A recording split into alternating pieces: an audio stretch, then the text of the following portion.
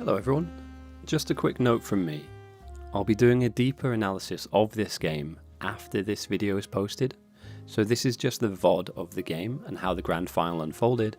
We'll be going through the detail of the game as well as mixing in a couple of stats and bits and pieces here and there after the fact. So enjoy this, and in a couple of days time we'll have a full breakdown, a full post-mortem of what happened, when what happened, and what impact that had on the game down the line.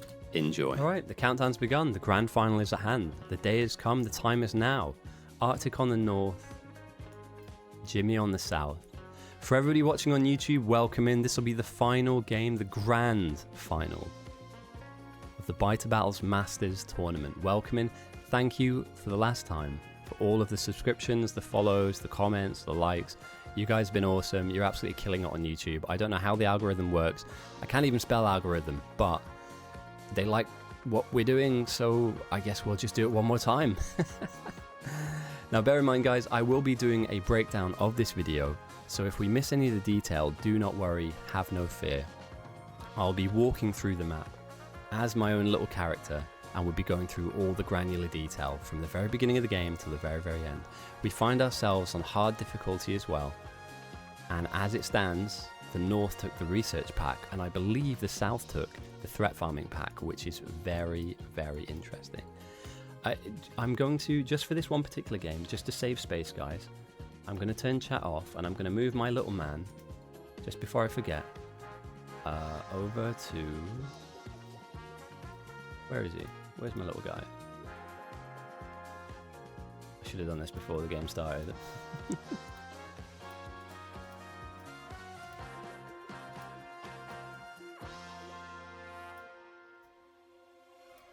There he is. Right, I'm going to put myself right in the corner, guys. I'll still be able to read chat, guys, but just for this game in particular, I'd like to see the whole screen, effectively. So you're not being silenced, Blitzy. But yeah, this is just for the brevity for future watchers of the game. So as it starts, we've got our typical burner miners going down, ripping up raw ore, sticking them into stone furnaces. Feeding both of these elements, the burner miner and the stone furnace, with coal will allow us to begin the production of these plates. Do that on copper, you get copper. Do that on iron, you get iron. Do it just on coal and you'll have enough fuel to fuel them all. And it seems as though both teams are off to a furious start. The map is pretty vast. There's lots of open space with lots of very close oil nearby.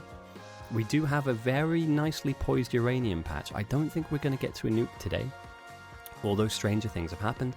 And as we can see now, Arktischerozean, straight away, the opening minute of the game is just headed straight for. Can I? Oh, it's a gun. Let's do this and then this. Literally straight for the bugs. You'd love to see it. So threat farming from minute one is on the cards. Meanwhile, on the north, developer looks to be moving north with full frontal. I'm assuming these guys will be threat farming on the north as well. However, as I saw the teams being picked, and it is 20 on north and 20 on south, it appears to me as though the south have got a couple of heavy hitters. So I don't know if they want to commit someone like Zero Sun in hard difficulty to threat farming. And here we go. Carl slaps down the blueprint for smelting. It seems to me like they're going to be east to west smelting, with all of the raw ore turned into plates, kicking themselves out into this area. So I'm paving over this iron ore patch here. And that is a very interesting setup. Carl is fast. Oh, hang on a minute.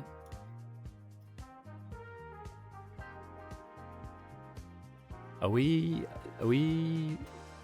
what are we doing here?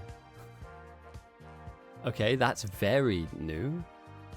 Are we seriously going to be like blocking off part of our smelting so that we can have iron ore? Oh, already an adaptation, okay. So it appears to me as though the North want to be taking this iron patch and they want to throw it down this smelting block to create steel, I guess. So every other smelter is going to be going from east to west, apart from a central smelter that will be going west to east.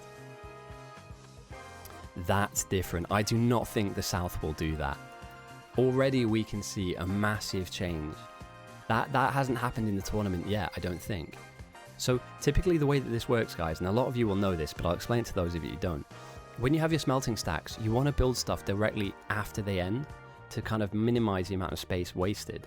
Sometimes you leave gaps because you need to build multiple things off of them. However, typically an ore patch ahead of your smelting stack just gets paved over, and you'll go and find a new patch to smelt from.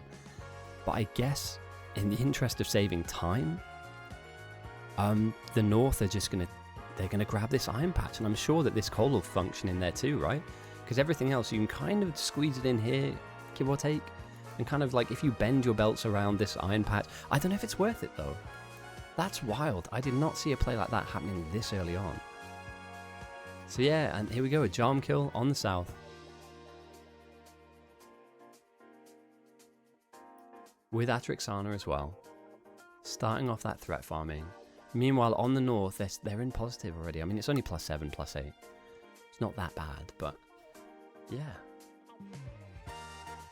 They haven't started threat farming yet. Power has gone down and the beginnings of labs have started. Again, we will check in every now and again with research. At the start of the game, we are looking at... I wonder if I can park this here. Does that take up too much screen, guys? If I leave this down here, does that take up too much of the screen? All I want to do is see the queue. See if I can just squeeze that in as much as I can. Alright, there we go. I'll keep that there until, it becomes a pain in the ass. I'll close this down so I get more of the screen back. Okay, outposts. Toddy, Enkling and Prox out here to the west. I'm not entirely sure what will be made of this patch, however there is a large mixed patch available here with a really nice, like literally stone manages to not touch the back end of it, so if you wanted to, you could mine a lot of this. 2 million copper, 5 mil iron, 0.5 mil coal, so it's kind of a really abundant amount of resources there blended into this mixed patch.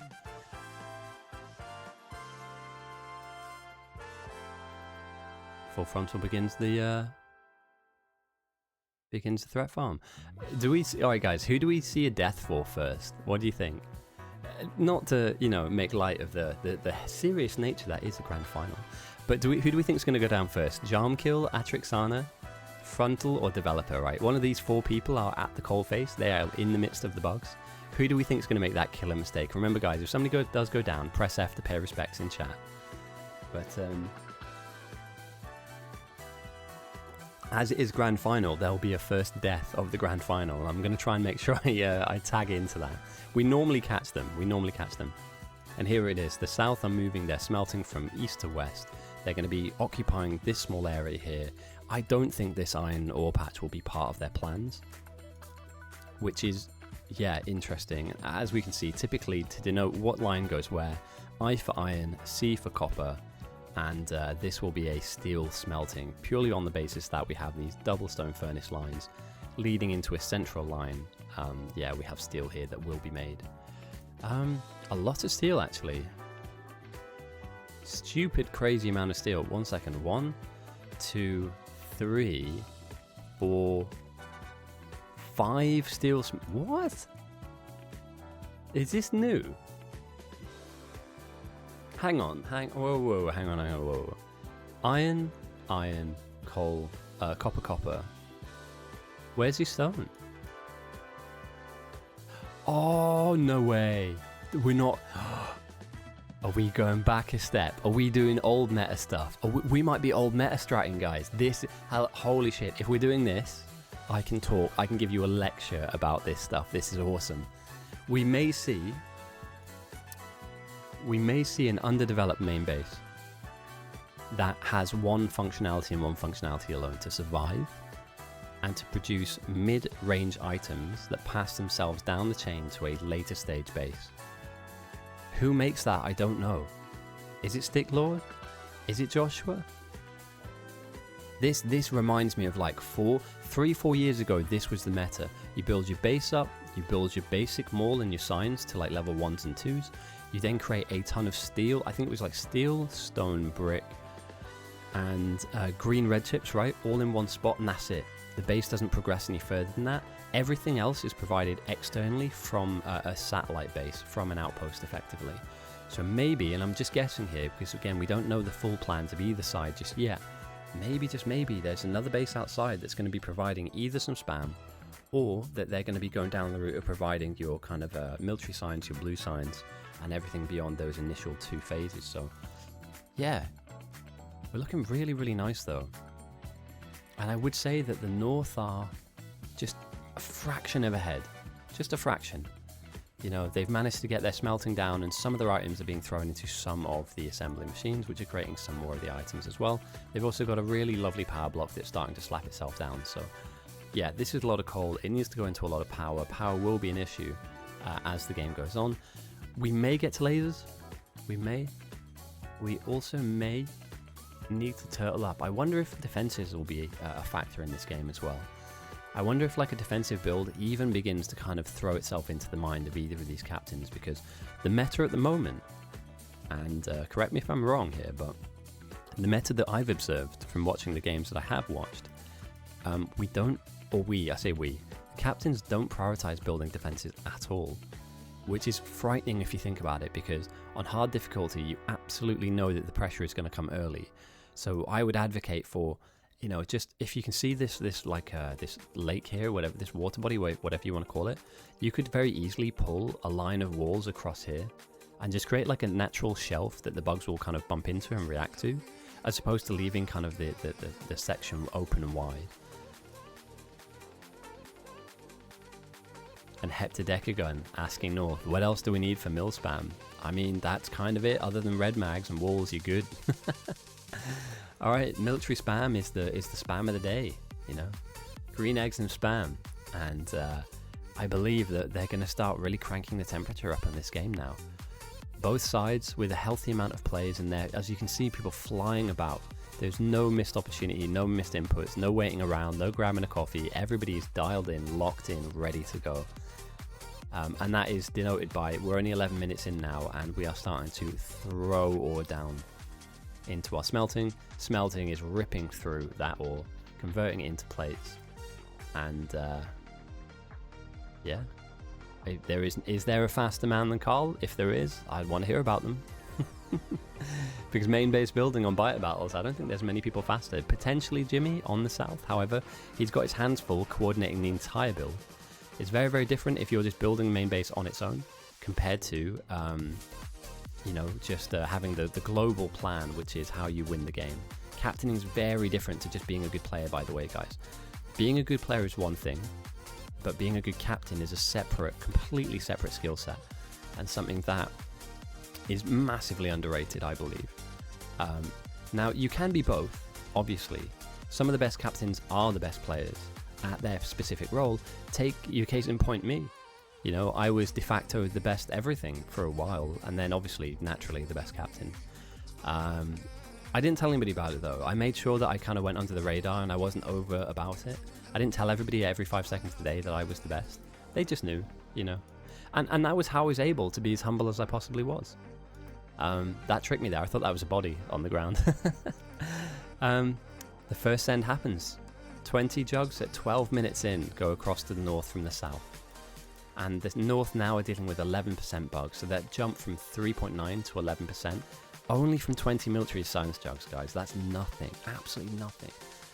And again, because it's such an early part of the game, neither side has any real deep technology here. We're not looking at, you know, a side that has access to, you know, heavy armor yet, or maybe even modular armor and, you know, good grenades and good shooting upgrades.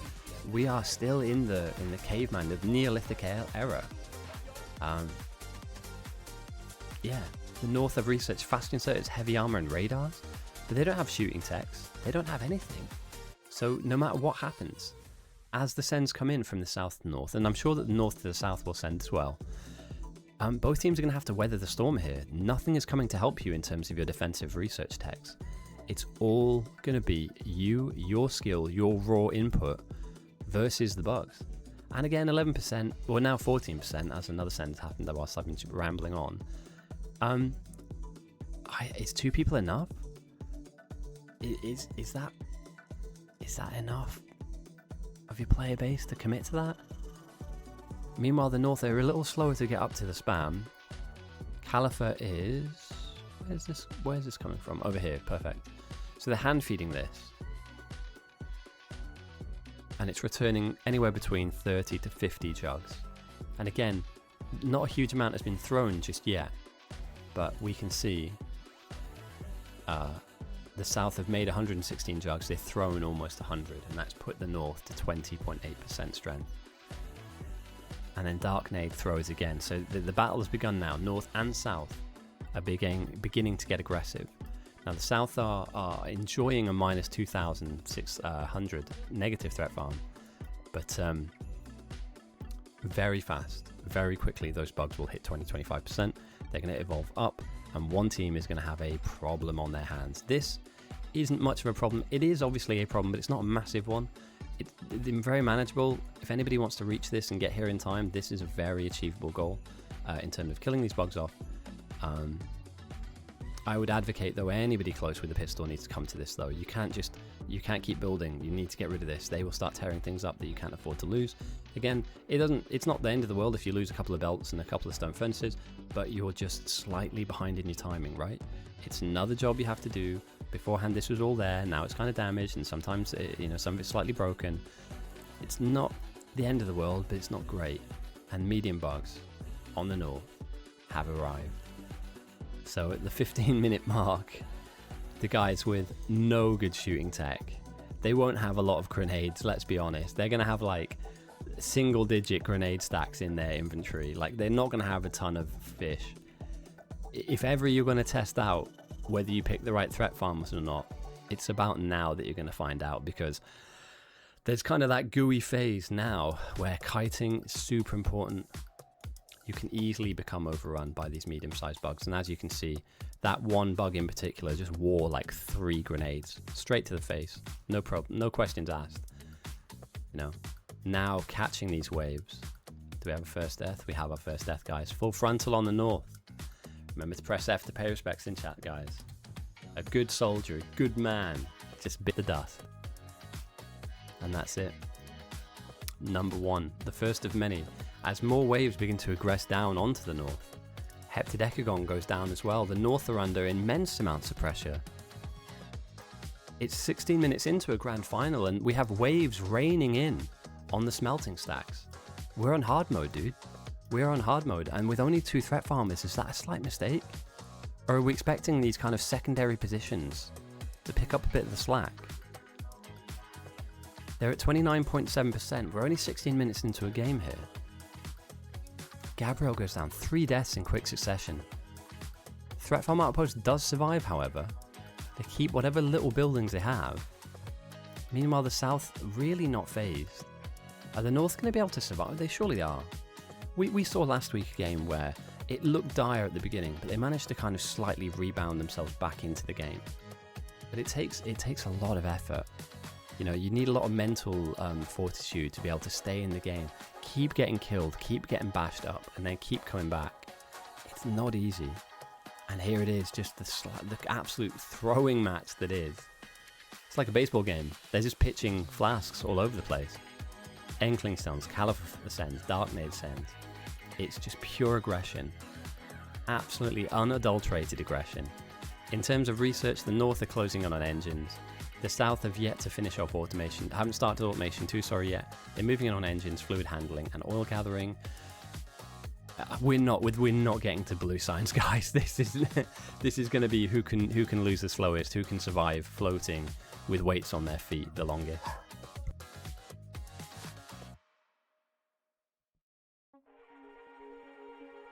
And again, a full frontal goes down for a second time. That's the same threat farmer who should be on the front line, being teleported tactically back to main base area, back to the center of the map. And it's all hands to the pump now. What I like is the north at the moment appear to be under the pump, and they have people spread out. They have a dome of individuals spread in this area. They can kind of catch waves coming in, and it's working for them. So hopefully Wands or Felix, will see this, will spot this, kind of move over and kind of gravitate and magnetically pull this wave away. At the moment it's crawling, it can speed up if it wants to, if it chooses to. Pavev with a massive send. 55 jugs going down south, the south are on 31%, the north at 35. And now waves start to aggress onto the south too, as their number goes positive. They're at plus 500. Full frontal whilst kiting one wave of bugs, goes down for a third time in just as many minutes, drags a full wave into another. We now have an aggregated, a conglomerate wave, double the strength, double the pressure, double the pain. All just sat here waiting to go, cocked and ready. If these bugs manage to break into any of this, alarm bells will be ringing on the north. And I would advocate, if I was on the north, every single player has grenades, every single one. You know, you have to carry at least 5, and if that does mean you grenade yourself out of existence, then so be it.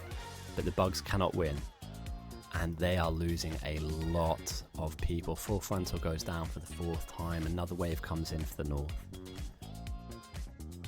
As we can see, waves floating around too. On the south, they've yet to be hit, but they will be. The threat has gone positive, and it's not going to rebound backwards. They had a brief window of opportunity as the threat farmed down into the negative. At the moment, this mixed patch is getting savaged.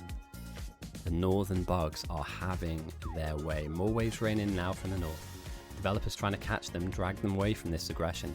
The only way you stop this is you try and fan out. Try and place pods of individuals in the way to catch them as they move back up the map. Pavev again. This spam outpost is huge for them as well. They're keeping pace.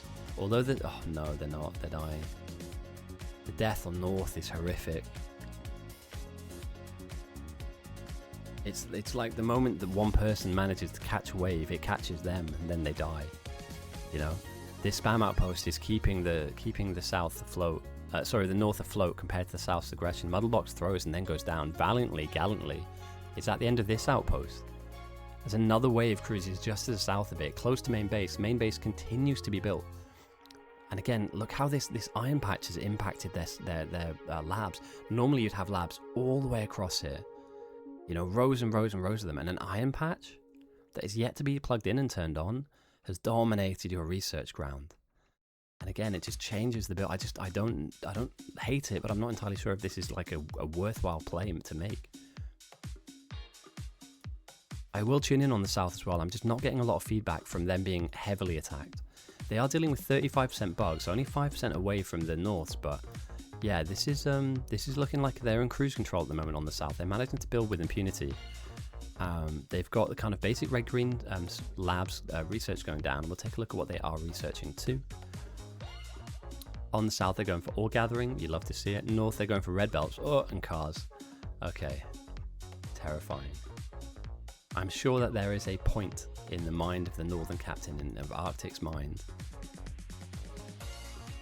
as to where they want their game to go. Red belts, I know. Horrendous.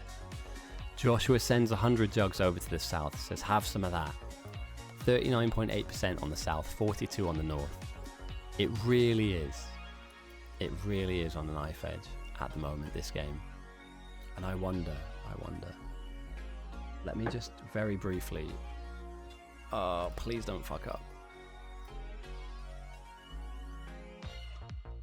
Okay, alright, I saved it. Okay, so the reason I do that, and I'll do it in another 20 minutes time, is I want to be able to break the game down. So apologies to anybody if you're in the game, and I really hope it doesn't lag anybody out. I apologize profusely. I will I'll get down on my hands and knees and apologize for it, but I really want to do some breakdowns of the game. At the 20-minute mark, I think that's a relevant period of time to take a snapshot of the game. We'll do a second one in 20 minutes time from now to see how the game developed. I really should have done 5-minute increments, but I just don't think it's worth it. I assume this game is going to go on for about 60 minutes to about 1 hour and a half. So I should have about 5 or 4 save files I can kind of go through to demonstrate where the teams were, what they were doing, and how that was impacting them. There's going to be so much stuff going on now, I may miss things. I don't want to, but things like having a separate science area here, as well as down here, very smart. Very, very smart. And again, they've managed to make some use of this iron patch, but not overly used it. Full front goes down for the 5th time. Don't worry, mate, I'm not focusing on you just because, you're dying a lot, but that's not ideal for your main threat farmer. One of the 2 main threat farmers you have in your team, he has gone down 5 different times in the last 5 or 6 minutes. And that's just pure frustrating. Like if you're full frontal, you're getting back up again, you're grabbing your body, you're starting from scratch. Meanwhile, the rest of the map is on fire. There's not a huge amount you can do. in this situation other than just absolutely try and just be a speed bump. Get in the way of these bugs. Try as much as you can to do as much as you can with them. Bear in mind they are too fast for you. There's no way you have enough healing for this. You're always on the clock. You're always eventually going to go. So how long can you stay alive for? How long can you stay on your feet? And how much damage can you do to them? Ness has left. Oh no. Why is Ness left? Unless Ness doesn't have time to play. The South have yet to be rocked at all by their aggression. A really nice compact build here. I don't think they're going anywhere further than military science.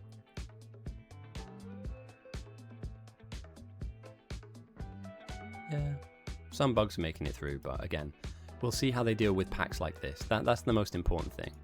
You know, so far I've seen a couple of people deal with a couple of bugs, but I've yet to see anybody on the South deal with a wave like this. So we'll kind of keep ourselves locked into stuff like this as it kind of progresses down the map to see how the South are reacting now. We've seen the North do it. They've done a very good job. They spread themselves out. They have a net of people that were catching the waves just before they make it. It's dangerous because if your guys go down as they're trying to catch the wave, then the wave will still aggress into the area they wanted to go into, right? But still though,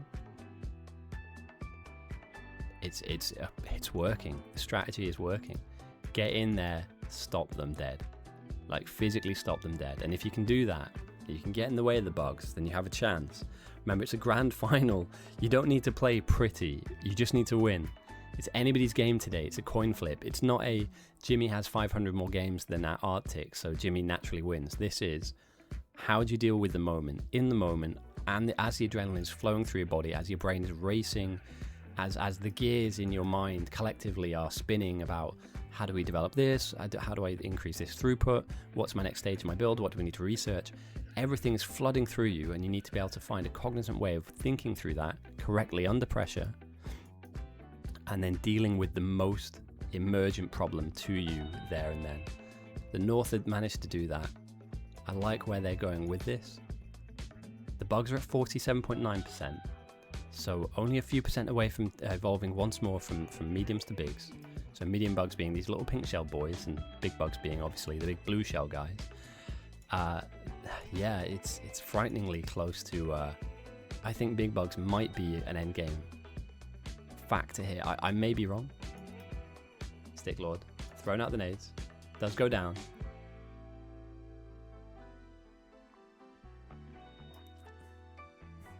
Welcome in, Dark Surge, welcome in. Oh damn, another wave, aggressively close to main base, very close to our research. We cannot afford to lose any of this. Arctic, being the captain they are, manages to evade the wave masterfully. Oh, following a player. If you type into chat, follow.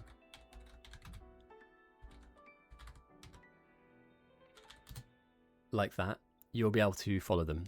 So it's dash follow, and then the name of the individual player. And then if you're in the server, you'll be able to follow them. I believe you need to make sure you spell it correctly. And that's the weird thing, is some people have some really oddly spelt names. So I always go for like Full Frontal is quite an easy thing to spell. Like developers an easy thing to spell. If it's like Weed Wizard XX420XX, I couldn't. I couldn't do it.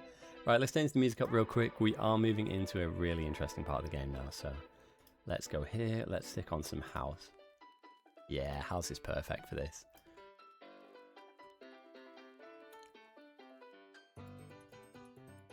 But he's back at it though. You know, fair, all credit to him. Full Frontal has gone down like 5-6 times in a row now. Some people don't go down 6 times in a 3 or 4 hour game, but he has gone down. He's got back up again, like the famous Chumbawamba song once sang, and I quote, "I get knocked down, but I get up again." These blue boys, oh god. Both teams are dealing with 50% bugs. The big guys are in. Oh, look at that. That wave just popped. That's frightening. Now, again, Coffee Owl has their work cut out for them. As you can see now, the waves are far too big, far too strong. You never have enough healing to deal with these guys, and they are just wearing grenades at the moment. You don't have the technology required. You certainly don't have anything that you need. But genuinely speaking, a masterful defense here from Coffee Owl. If that wave makes it through, I kid you not, if that goes through, that could have been game ending just now for the South. that was a big enough wave to cause massive problems down the line. It starts small here, and then it builds momentum, and it builds momentum, and before you know it, it's crashing onto something that you cannot afford to lose, and here we go.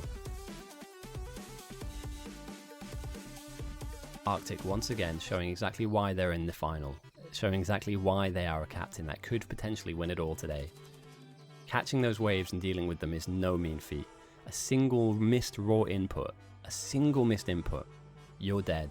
Your chances like literally go and burn themselves up in front of you as your body gets rampaged over by the bugs. Your base is next in line, and your hopes and dreams are on the line. And these bugs here, Marich doing a really good job again.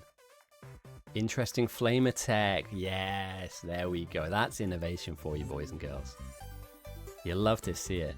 A flamethrower in the grand final. We haven't seen a flamer, or a flamethrower, sorry, for about 5 or 6 games.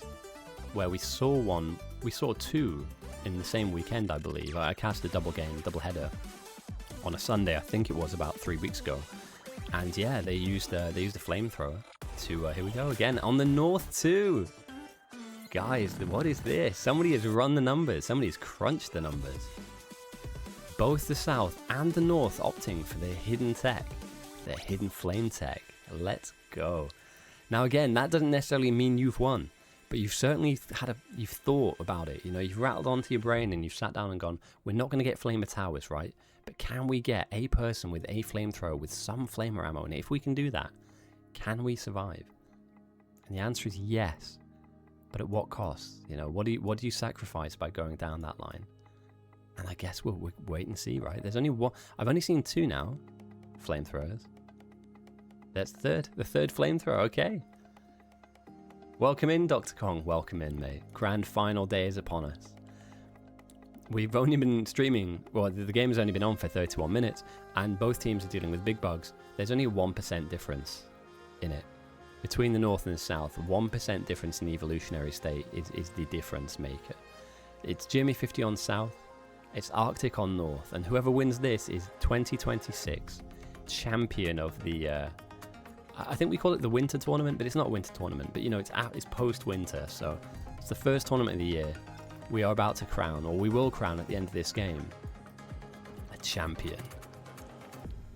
And probably, you could argue maybe, intergalactic champion, because I don't think there's anybody else on other planets trying, right?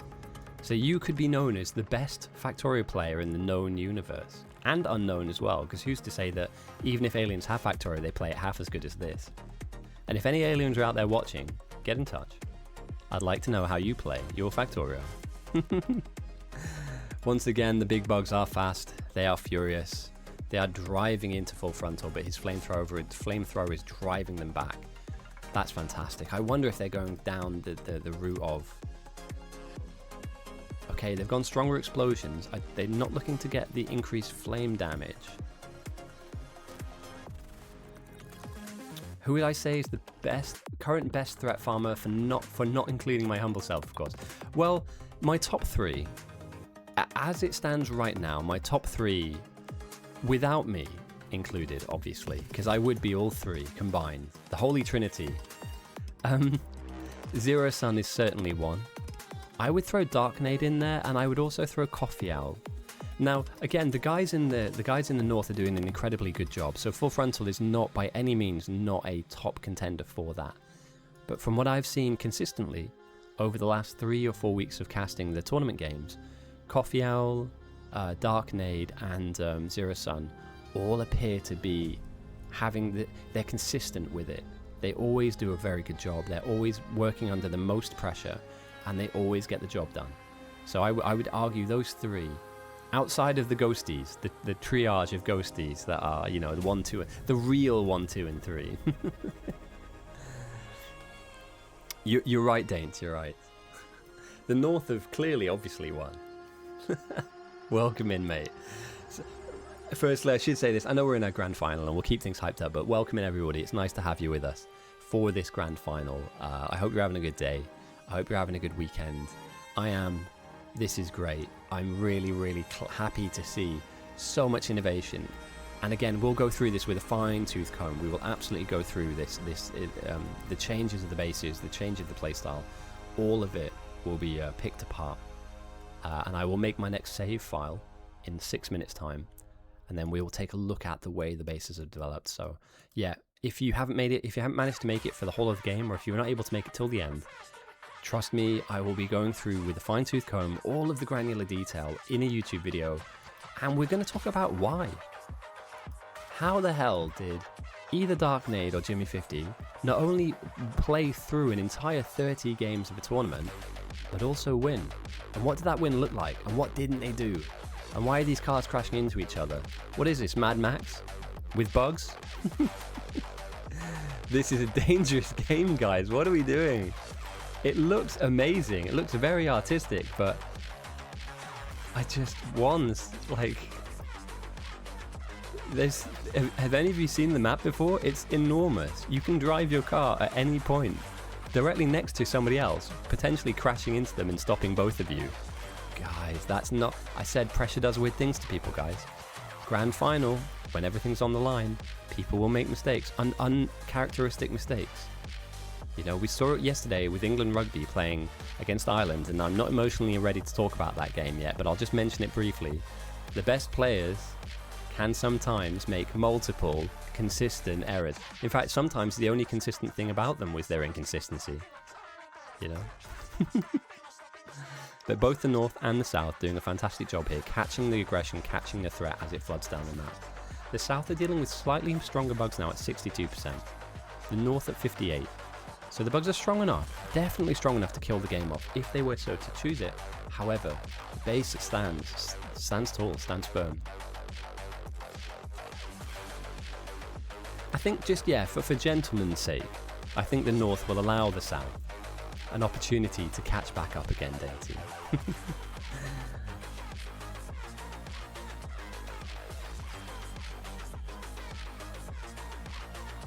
And again, we've got our cars roving around in very similar environments here. Like, I just worry. You...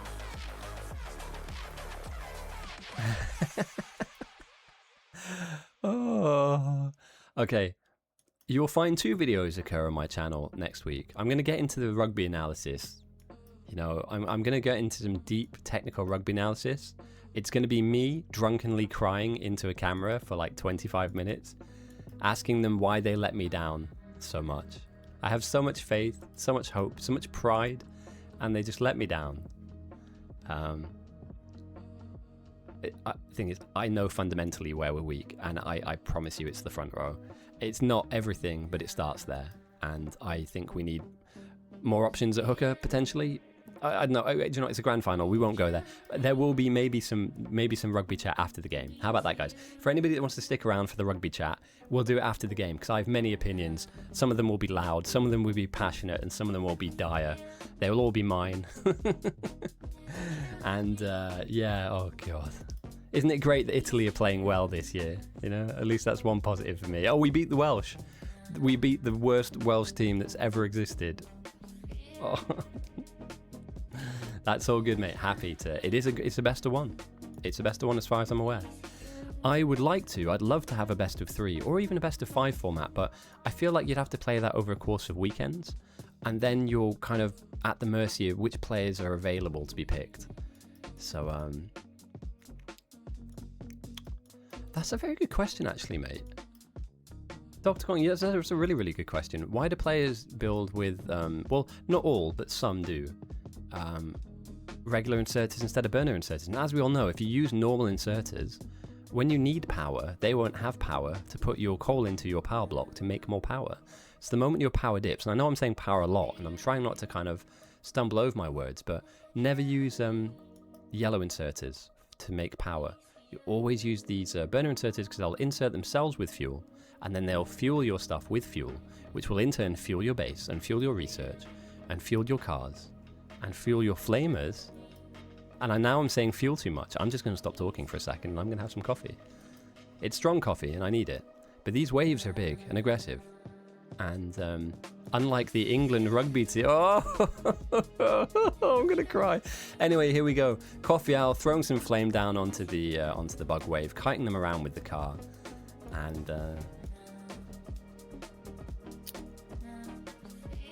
Oh, sorry, mate. I did miss your question. I am looking to play again. Yes, absolutely. Many years ago, in a galaxy far, far away, I was crowned the best captain in the server. That's not just me making it up, by the way. I need everybody to be very, very clear about this. I know I joke, I laugh, I take the piss.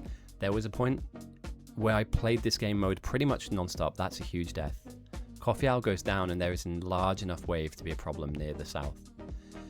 To answer your question, yes, Dark Surge, I will be playing a lot more.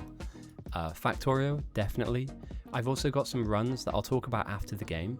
I'm going to be doing some modded Factorio. There's a link in my Twitch chat. If you want to click on that link, that'll take you to a different Discord away from Bite Battles, and I'm going to be organising lots of different Factorio runs between now and the summer.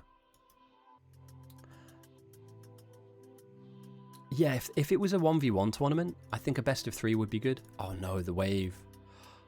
It's so close. Does he have a flamer? He does. He doesn't have healing though. And the bugs begin to pull up power poles. This is dire for the south. 2 now large waves loom over the southern base. Quaber comes in to cut off 1 with Nizzy in support. With a flamethrower. Oh, guys, is everybody building flamethrowers? They are. I love this. Guys, I'm so excited. I hope this becomes normal. I so hope this becomes normalized in the game. Every time we have a tournament, every single time we have a tournament, we see 2 things. We see innovation and we see adaptation. The meta changes. It spins a little bit. You will always need the same ingredients to make science. You will always need the same science research to get down the tech tree. But the way that we do it, the way these builds have evolved, if you take a look at this build, it's basically pixel perfect. There is no room wasted here. You know, maybe here, but that's really picking like holes in a perfect build. Okay, wait, I need to save again. Sorry, 1 second. I'm really sorry, everybody, if this just quickly pauses. I'm really sorry, but it's worth it. Trust me. Promise. Trust me, bro. It'll be awesome. Yeah, so I like the idea of doing best of 3s if we can afford it, but just with the game length, potentially it might be too much for the community. Although the whole tournament is best of 1s, so arguably thematically it's accurate to stay as a best of 1 for now, just to see this tournament out. The North are going in for the kill, dude. Are the South close to purple at all? They're closing in on purple. However, research looks as though they've both got it. They both have access to it, but they just aren't building it just yet. This is interesting. So the North, ooh, guys, it's so razor thin how close this game is. And we are seeing now the North are seconds away, and we'll time it for sure when the first purple jug comes out compared to the South. But we are talking about millimeters of difference here. It's really now about, have you made enough stuff to feed this? And we'll see in our production tab stats when the first purple was made and how much it was. But purple now throws a huge spanner in the mix. The North made their first purple jug at 42 minutes into the game. Literally now.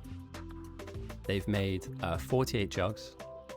And I mean, if they even throw 100, I mean, it just throws the game into such chaos. And the South have yet to build theirs, but we're not miles away. We're still in that same minute that the North built theirs. Oh, RF Holloway, if you click on the pot noodle in my Discord, it's one of the icons that I've got down there in my profile. That'll take you to my Discord. Again, the Bite Battles Discord is also linked, so you have access to both.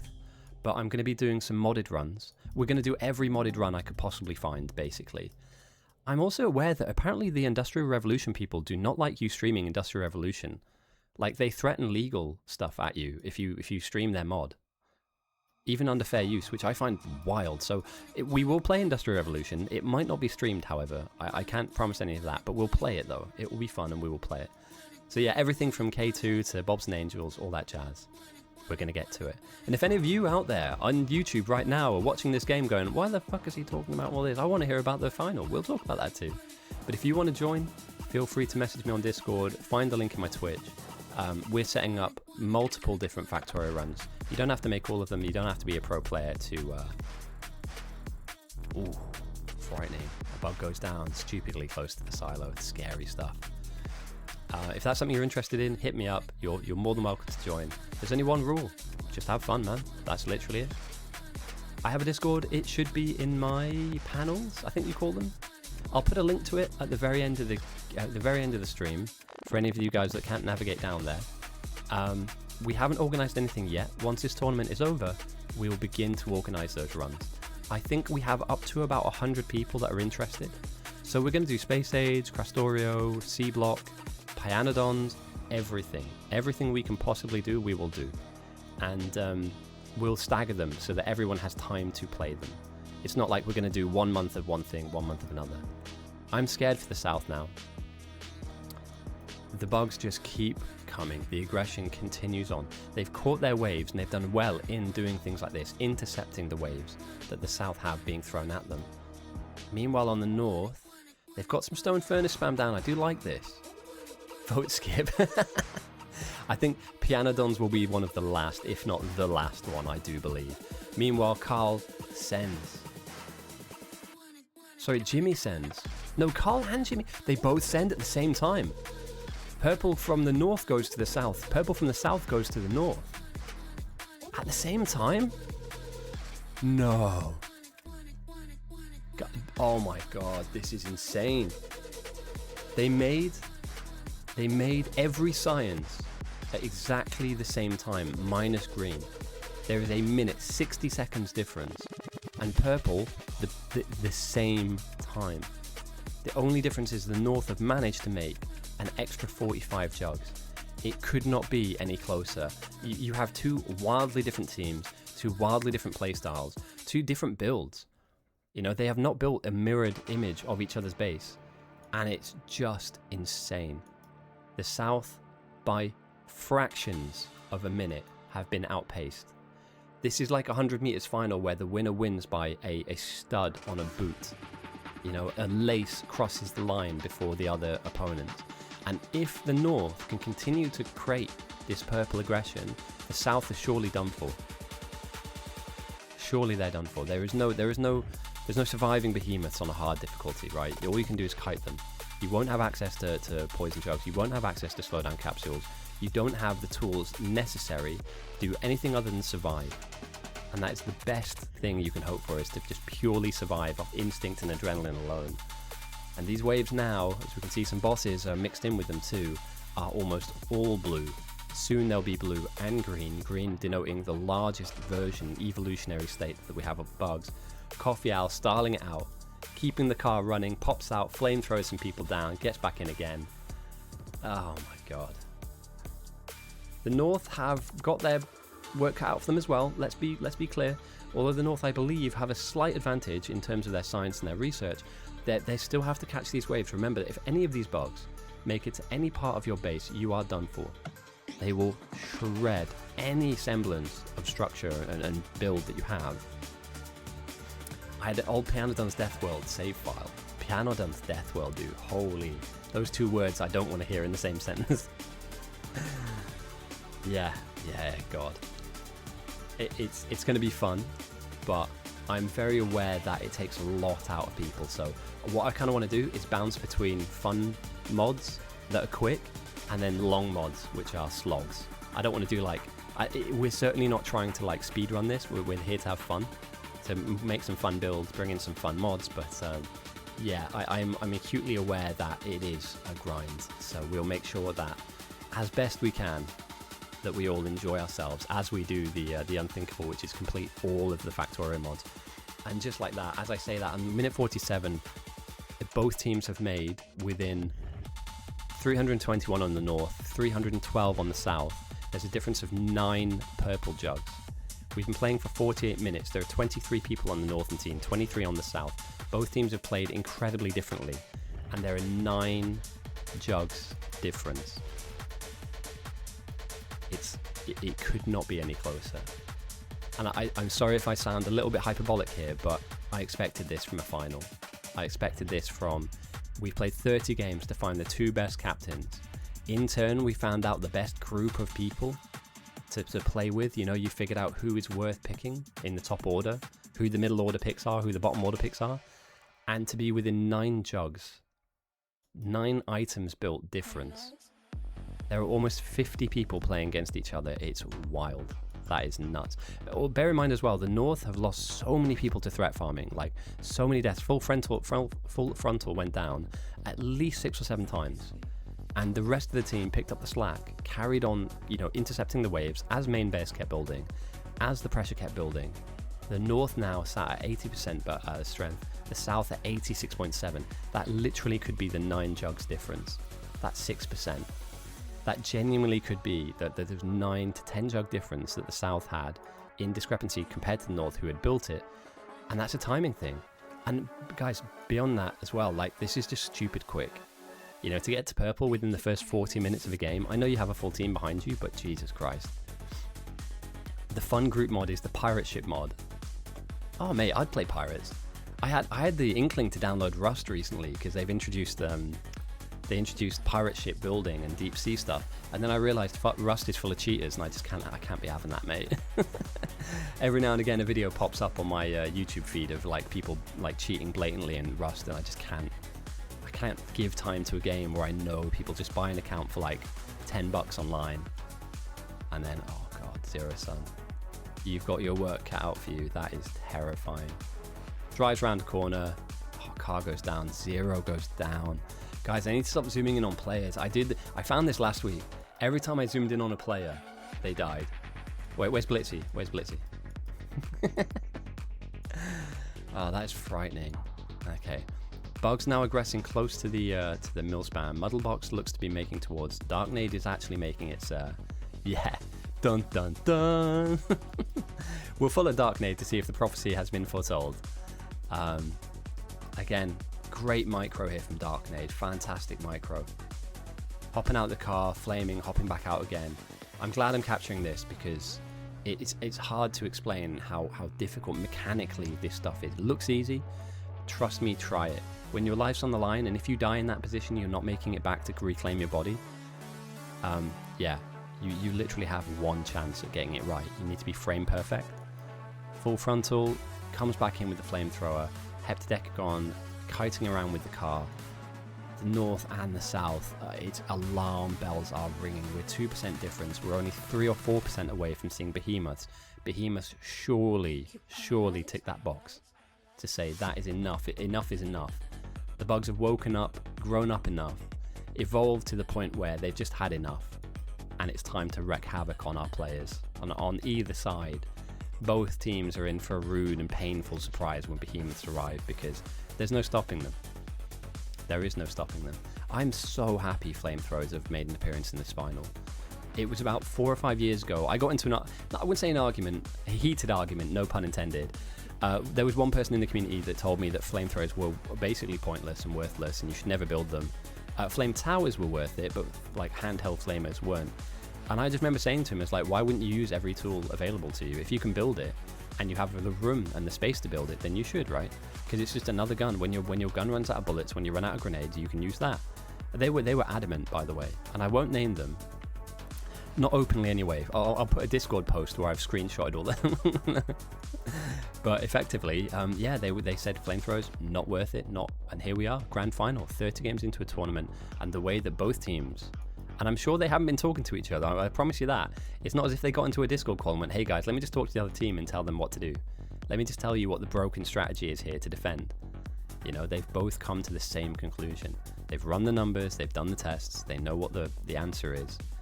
And we haven't seen it in a very, very long time. A car goes down again, but who cares? Trixana aggressing onto a boss that's in the mining field at the moment. A couple of bugs chewing through some pipes now, slowly but surely tick down. Yeah, the South have got some issues, but none of them are too close to home. You know, a lot of these are peripheral issues. Meanwhile, on the North, some bugs are closing in on the main base, and these are bosses too. Dangerous, dangerous times. Now we're only... And there it is. The North have just reached the threshold. Jimmy sends 272 purple jugs over to the North. And just like that, the North have behemoths. The South is still enjoying 88% strength bugs. And the South have now overproduced. So they were second to the punch. They were 9 jugs behind the North. And they have now, just now, overproduced by 200 jugs than the North to the South. sorry, the south to the north, meaning that this build just functioned that little bit better, that little bit faster, that little bit smoother, and it could be something as simple as a build like this, tacked onto the edge. It literally could be something as basic as that, feeding those extra little green chips over the line. And 94.6%, the south are yet to evolve to behemoths. And is there a lag here in the purple building? It's just not coming in as fast as maybe needed. I wonder what the flow. It's just taking its time, right? Can't be power. Power can't be the problem. It's not. I mean, God, now, I mean, you are literally now under the pump. It's 54 minutes into the game. You're dealing with behemoths. You don't have the technology to deal with behemoths. Behemoths are here. Deal with it. You know, you're basically collapsing now. And you hope that the walls collapse in on themselves to create more rubble that the enemy have to climb over. This is just dire. I don't see a way out here. And the north may have been pipped to the post by 4%, 3 or 4%.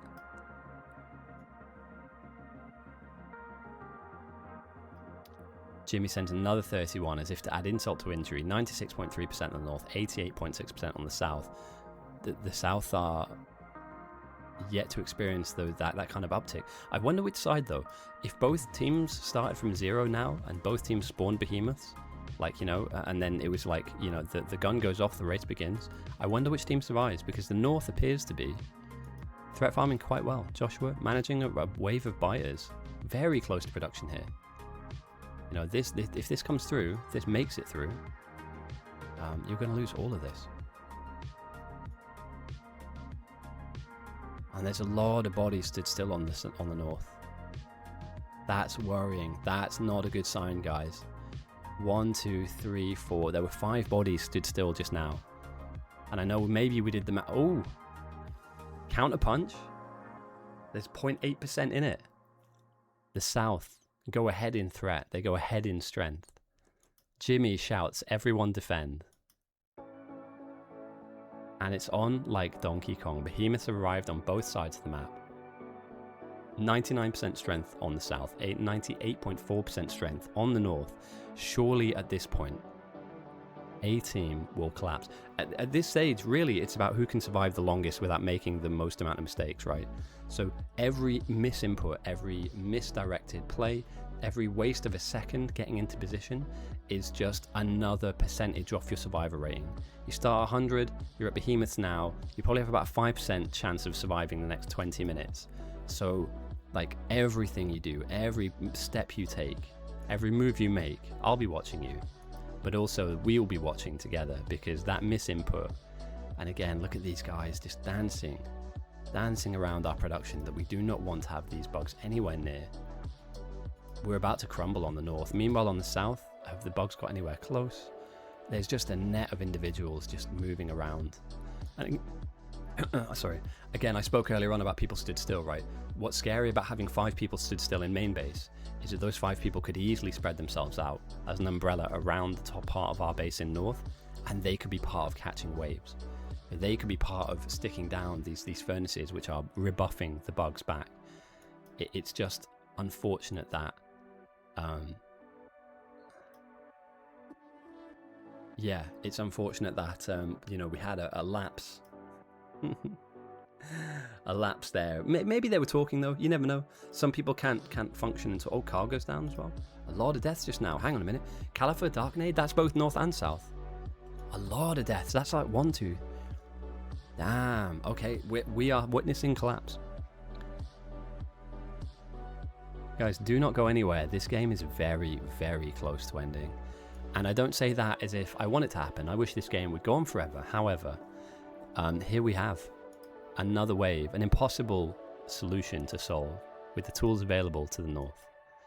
Another wave crashes down onto their production. With nothing available other than a few grenades, a few bullets, the behemoths begin to chew through the steel smelting at the very top of the stack. Remember guys, the silo is the most important part. As long as you have a silo, you have a chance to win, you have a chance to survive and a chance to succeed. No silo, no win, no tournament. It always sucks when somebody gets kicked out of a tournament because they've made it this far. They are the second best captain in the server. They're the second best captain in our Discord. So remember, guys, please remember, like, if Arctic wins or if Jimmy wins, the other person is not a loser at all. They lost today, but it doesn't mean they've lost generally. You know, they've beaten most of our server, other than me, obviously, to get here. So they are the strongest on the day. And as we've seen, guys, like 0.8%, 0.6% is the difference between both sides. And now it's whoever collapses the slowest wins. They should pick up the silo and get into a car. Can you imagine? Can you imagine, like, if the captain had an item on them where if they died, that'd be quite an interesting game mode, actually. Just as a random thought, you know. Like a protect the president kind of game mode where, you know, if they go down, then obviously the whole map explodes. You've just got to keep them safe no matter what. You'd have to build a big box around them, wouldn't you? Another death, another 2 deaths, another 4 deaths, 5 deaths.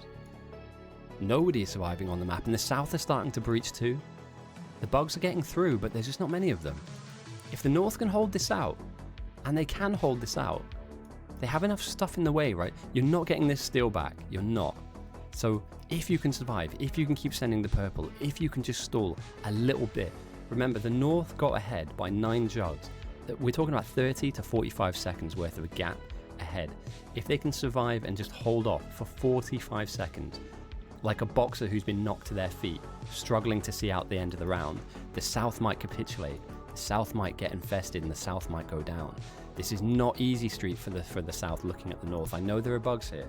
I know the base looks like it's collapsing. I know things look like it's crumbling, but they still have a dog in this fight. They still have breath in their lungs. The beta still has life. The silo's still alive. They can do this. The north can do this, but they have to give it everything. They have to take every physical capable body and throw them at the problem, with the full implicit understanding that you are going to die like 20 or 40 times in the next 4 or 5 minutes, but you will be saving your team's space. And here we go, guys. Look at this. Behemoths just flooding down the map. The south have lost a grip. Beforehand, when they were juggling the bugs, bug juggling quite nicely down on south in a relatively spread out net, now the bugs have made it through. And once they break up, once they split, it's hard to catch them. You know, it's nice when they're all kind of bunched up like this, but when there's 1 or 2 roving around, they become a problem for you. Meanwhile, the north, they're using their base as a bit of a buffer area. You know, they're just bouncing the bugs off of the top of their base. A couple of people will die, but that's okay. You know, many of you die, and that's the sacrifice I'm willing to make. I'm sure what both captains are saying to their team. But yeah, I'm worried about the south though. There's nothing here. Once the bugs hit this smelting block, you know, if they don't rip directly through it, they shear off to the side. There's not a lot between the bugs and the silo, really. I mean, for a grand final, this is a fantastic ending. I kind of don't want it to end, but 106.6% on north, 105%, 107% on south. I'm going to do it for one last time. Nobody hate me. Please don't die. Please don't die. Please don't die. Please don't die. I'm sorry.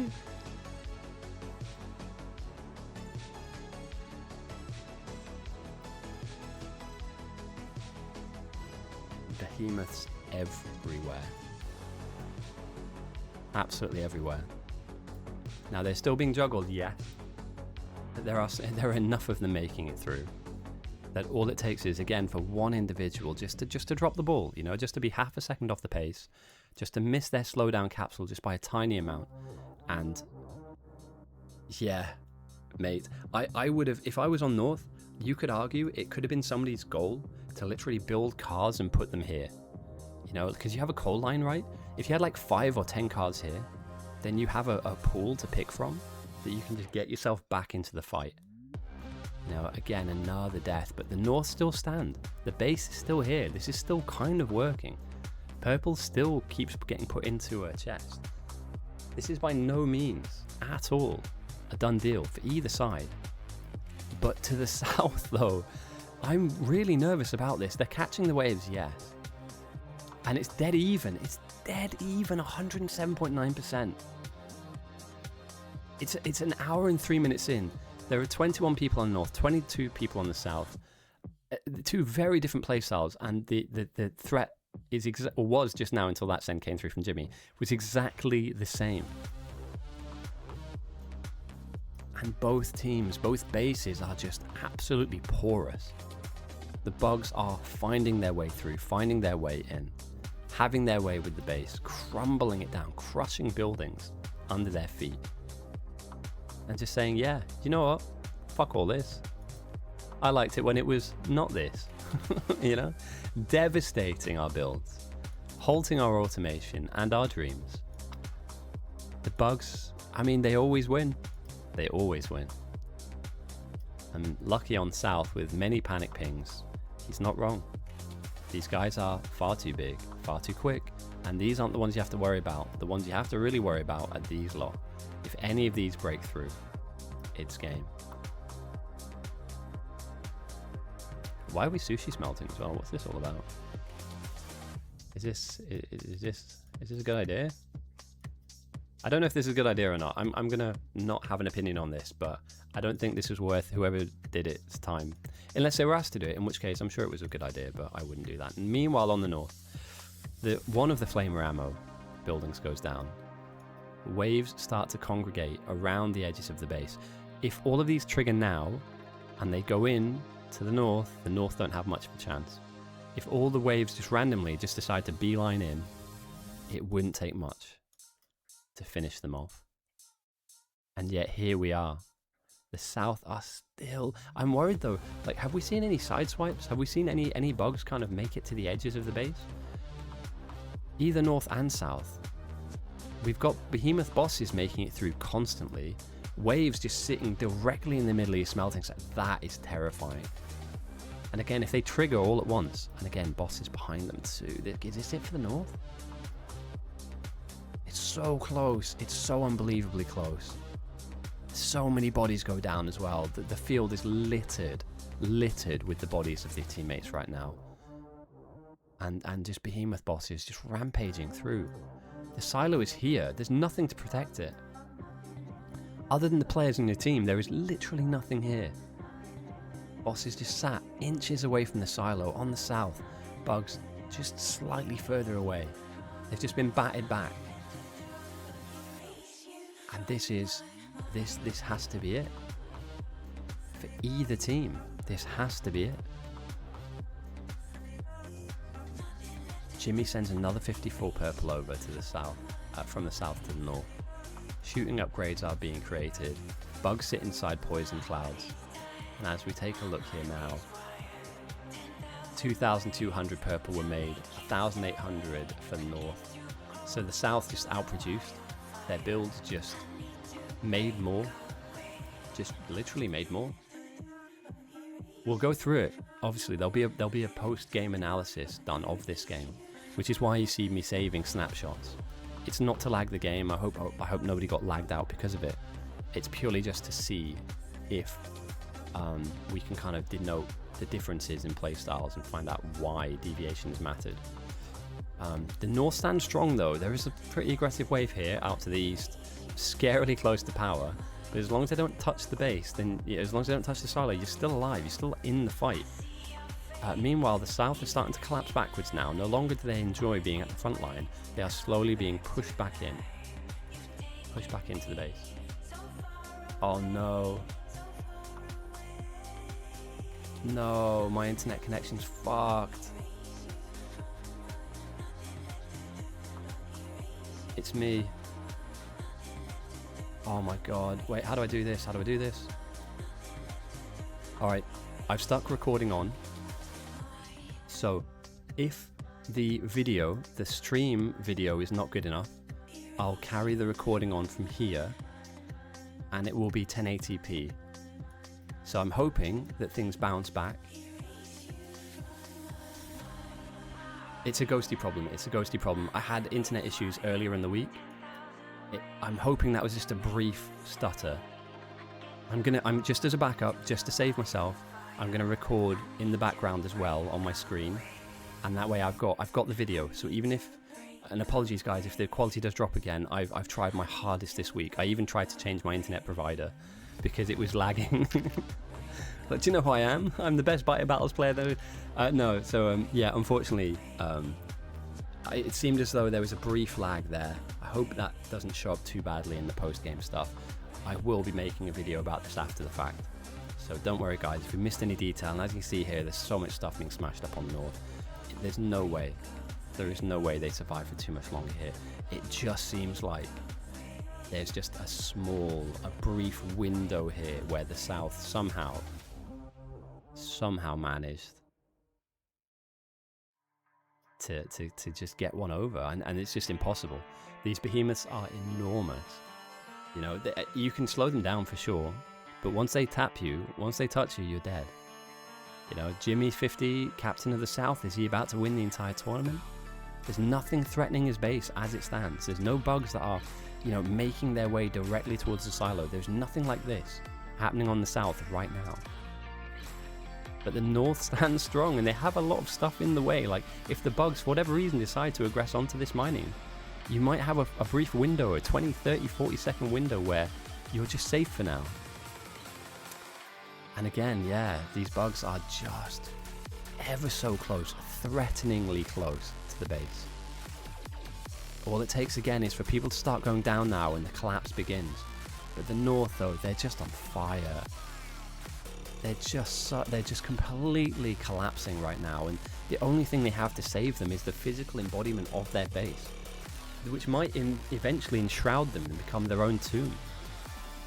This is scary times to be either side of this, because one mistake, one mess up, one slip from any of these defenders, you know, if you don't kite this guy correctly and he starts hitting the silo, that's game, and he's one tapping buildings. Is this it? Are we about to witness the end of a 30-game tournament? Could come down to a singular behemoth boss wading their way through the base. So far being juggled incredibly well by the players here. Very strong, very tanky, however. And yeah, if whatever he wants to do, whatever he wants to grab and smash, this bug is doing it. That boss is far too big, far too beastly. And the South are beginning to feel pain close to home. The base is starting to come under threat, but nothing like this just yet. Nothing large and in charge like these bugs are. It's so close, Roland. I do not envisage this going on for more than another 5 minutes. This is tantalizingly close. Once the bugs begin to get through this, and again, once it's deleted, some of the build, it'll never come back. So yeah, I think they'll trigger. There'll come a point where they start to trigger onto the stuff closest to the silo, and that'll be it. And the South just survives somehow. Bear in mind, they are close to collapse as well. If you give it, let's say the North lose in 5 minutes, the South lose in 10. So this is not like the South have somehow managed to miraculously avoid this, but there's just too much pressure. There's just far too much going on here. There's just too much pain about to be inflicted onto the hopes and the dreams of the Northern team. You get a notification about your deaths. We're getting all the notifications from both sides. So our spectator view is very busy in that respect. But yeah, if you're on the North, you would only see your Northern deaths, which there are plenty, obviously.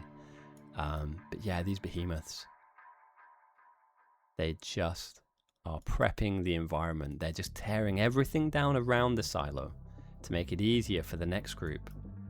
And I mean, there's just no way. I want to be optimistic here, guys, but I believe that after 30 games of a tournament of Biter Battles, we found ourselves in a grand final today, this Sunday. We had 23 players on North, 23 players on the South. Behemoths now sit inside the base, ravaging the beginning of our buildings. As I look down south, there is no devastation coming their way. The behemoths are too big, they're too strong. They're juiced up to the eyeballs, and they are coming for your silo, and there is no stopping now. It is inevitable.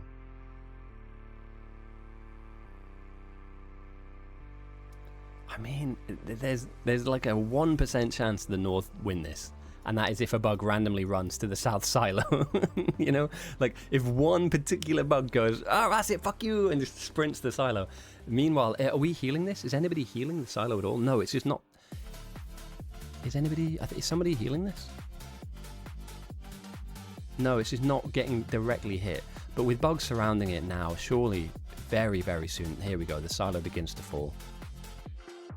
And we can say that Jimmy50, he won it all.